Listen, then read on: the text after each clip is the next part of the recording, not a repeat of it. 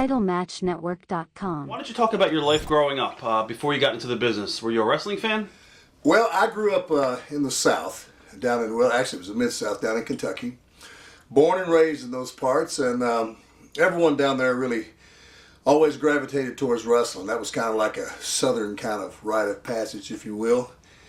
And I grew up like all young guys down there watching TV and watching wrestling. Basically, back in those days, though, we could only see it for probably about 30 minutes once a week, and it would come on Saturday evening, usually 5 or 5:30, and it was basically, back in those days, it was even black and white TV, a lot of it was.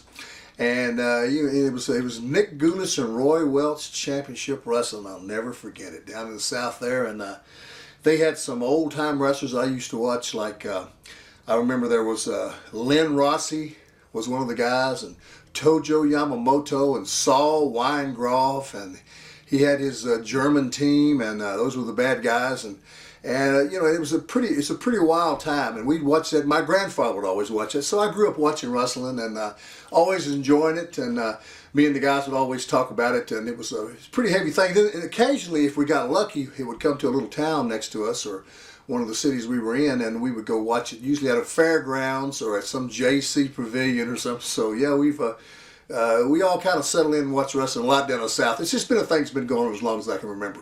Who was one of your favorite wrestlers watching growing up as a kid? Well, like I say, we were not really exposed to any of the big names in the country because you know, at that time there was no cable. You know, I was a little kid, and so we would gravitate towards the guys that was there in that small little neighborhood. There was a guy named Jackie Fargo. Right. Everybody used to go crazy about it. Fargo Strut. Yeah, he was a blonde-haired guy, and he'd bring in a couple of his brothers, and it was just pretty good. He was probably the most popular wrestler in those parts, and you know, then you had other guys that would come up and young guys coming in and out, but always it seemed to be that'd be the one that everybody just really believed in. The fabulous one, Jackie Fargo. That was the one I'd say was my favorite growing up because I like all the other kids, we just idolized. He had the blonde hair, you know, and he had the Fargo strut, and it was just, you know, it was way cool, you know. Did you have a college background, or did you go to college at all? Or? Yeah, I went to several different colleges. As a matter of fact, I grew up in Kentucky playing basketball.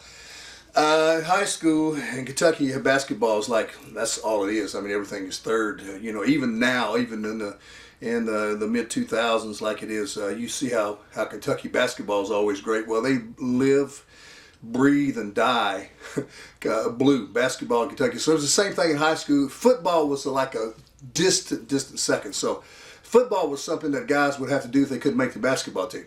And so I was lucky enough to play high school basketball in Kentucky, and I made All-State and all that stuff, and got some college scholarships. So I went to 4 different colleges, and I played ball, and you know, just kind of grew up, you know, in and around that state. And also, while I was doing it, I continued to watch wrestling, and wrestling began to evolve in those days. And cable TV started bringing. We started seeing the Channel 17, the Superstation wrestling, Georgia Championship Wrestling with Gordon Soley. Man, it was really way cool. And then we got to where we could pick up WOR and pick up WWWF, I believe it was called, and we'd see some great matches. I got to see other guys, and as I got older and you know, finished up playing ball and stuff, I gravitated more towards, you know, thinking about the business more, and it became much more popular once the TV really took over on it.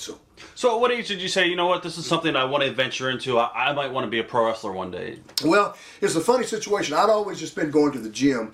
I'd always loved working out and lifting weights and training and stuff.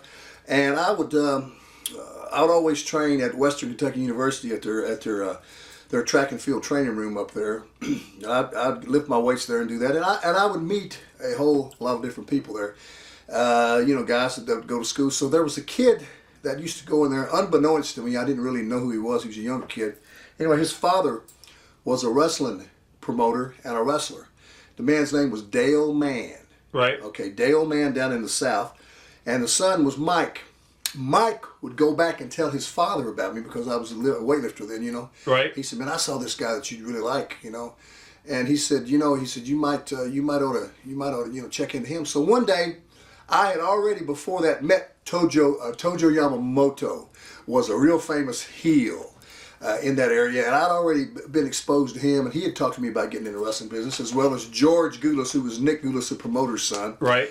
And, and talking about the business and this and that. And I'd kind of thought about that, but I wasn't through playing ball yet, in sports and stuff. And I tried out for the NBA and all that stuff. And I played a little bit overseas. I might be getting ahead of myself here. But anyway, in Europe for a while. And then I came back, and then I decided I'd just continue with weightlifting. So I got into weightlifting just pretty extensive, like Olympic weightlifting. That's what I was doing for a while there. And I won some meets around, but then of course I wasn't really made for Olympic weight. I was too tall, And but I really had a passion for it. But by being in the gym, virtue of being in there, I was running into all these guys. And so one day after I'd had a workout at the university, a friend and I went to some movie or something we wanted to see, and a man approached me in the movie theater out in the lobby there, introduced himself, and he said, "I'm Dale Mann." He said, "My son's Mike Mann." He said he goes to the university there, and he's seen you there working out, and he says, "Would you be interested in getting into wrestling?" And I said, "You know what, Dale? As a matter of fact, I would." And that's where it began.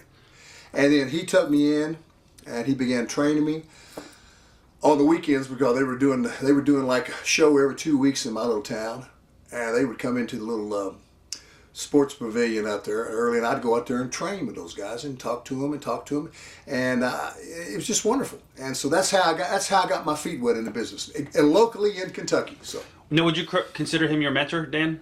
Well, no, I tell you, he's a guy that was very influential and very wonderful in my life, and I really appreciate Dale Mann a lot for giving me that break. But the guy that I would consider probably the man that really mentored me the most was an old-time wrestler that's from a Canadian man who lives in Kentucky now. He married his lovely wife there, and he moved there, and he used to wrestle by the name of Beautiful Bruce Swayze. He used to wrestle back years ago with Eric the Red and all those old guys, and he worked for that Eddie Einhorn company. And he used to talk about being in the ring with the Costellos, and he knew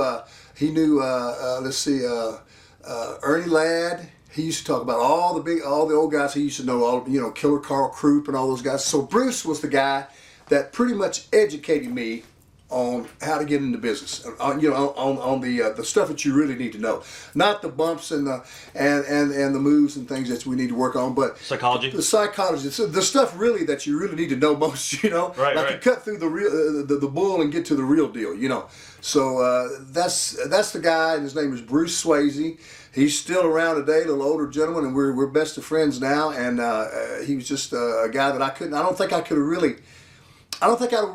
have really been prepared to have made it to this level, to the top level, without knowing what you got to do behind the scenes. Because I tell you, that's just as important, my friends, what happens behind the scenes as in front of the camera, or you see in the ring at night. Because it's you're only in the ring depending on how long your match is. Right. You got 23 hours or something usually the rest of the day to get somewhere and travel, and it hits a lot of diplomacy, hits a lot of I guess you call it hobnobbing with one another. It's a lot of stuff that goes into this business that people wouldn't have an ideal about. It's just like any other business. There's always another side to it, the business side to it. Politics too. Yeah, politics are so important now. And Bruce Swayze, though, I'd have to say would be my mentor. TitleMatchNetwork.com